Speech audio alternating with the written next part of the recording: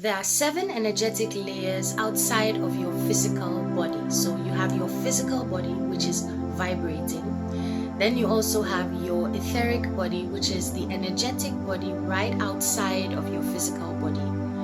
You also have your emotional body, which is right above the etheric body. And the emotional body is where you store and hold all your emotions from all states and levels of consciousness, devoid of time or space. So you're holding emotions that may come from places that you currently don't even understand. So your emotional body also vibrates, sending signals out. Your aura actually consists of 7 energetic layers. So your energy actually expands really further out than you can imagine.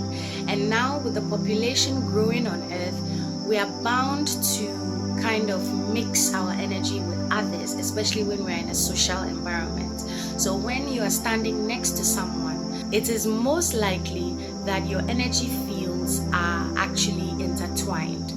So now, have you ever sat next to somebody and felt their emotions? Have you ever had somebody's emotions affect you, especially people that you care about? You know, if somebody you care about is sad and they come and sit next to you, you immediately feel the emotion. Or if somebody is happy and vibrant, you immediately feel the emotion. So you are sending out vibrations from your emotional body, and your emotional energy, when you are interacting with other people, actually on a level that you cannot see, your emotional energy is interacting with the emotional energy of the other being that you are in contact with at that moment. This is why being alone is important in meditation, or at least keeping a distance from other people.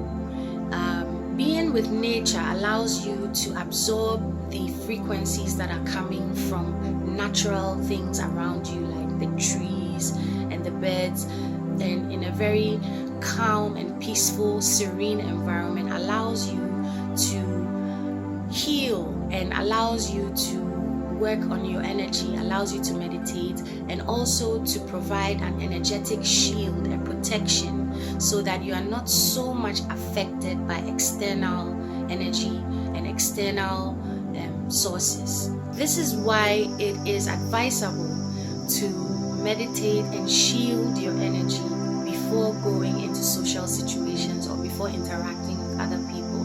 Sometimes you have to consciously make an effort to stay away from other people, to find time for yourself, to be able to get yourself back to center, to rebalance your energy. I deal with a social event where I meet so many people, and I realized in the beginning of my career, I used to become really frazzled, and I would take on people's energy without even knowing it, because I hadn't consciously observed. I hadn't become the observer in my thoughts, shield my energy. I was partaking in what was going on. I was allowing myself to get sucked into whatever was going on. If you're just going through life without consciously making these efforts to protect your energy, shield your energy, master your emotions, master your thoughts, and be mindful, you'd find yourself getting dragged by other things that are going on around you. The emotional body has various triggers, so there may be a trigger that you wouldn't even expect to make you probably angry, would incite some kind of an angry feeling out of you, and maybe make you react in a way that will lower your vibration. So understanding your emotions and understanding your triggers, and through inner introspection and your shadow work, understanding how your emotions and your thoughts are influencing your current state of affairs. Above the emotional body, we have the mental body, where all our thoughts are stored. So both conscious and subconscious thoughts, and our mental structure basically is found in this energetic body. Above the mental body, you find the astral body, and the astral body is where our soul contracts and soul agreements lie. If you want to understand what your astral body is, lie down and close your eyes and get into a deep state of relaxation. relaxation. Once you're relaxed, imagine yourself lifting up your hand, but don't lift up your physical hand. Just imagine yourself lifting up your hand. Taking deep breaths, continue to imagine that you are lifting up your hand, but you're not actually lifting up the physical hand. It will get to a point where you would actually sense you are lifting your arm or you're lifting your hand without actually lifting your physical hand, and that is your astral body. Your etheric template body is a higher etheric body that is more or less existing in the fifth dimension where all possibilities exist.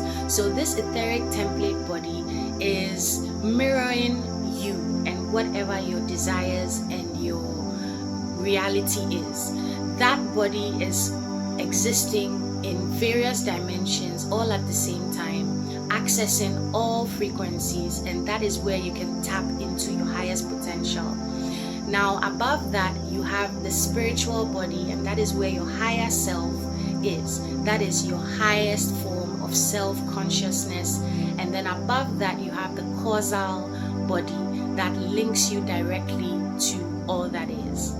The causal body is the most subtle of all our energy bodies and the closest to omnipresence. The causal body is our acceptance that we are all one consciousness and where we actually become one with everything.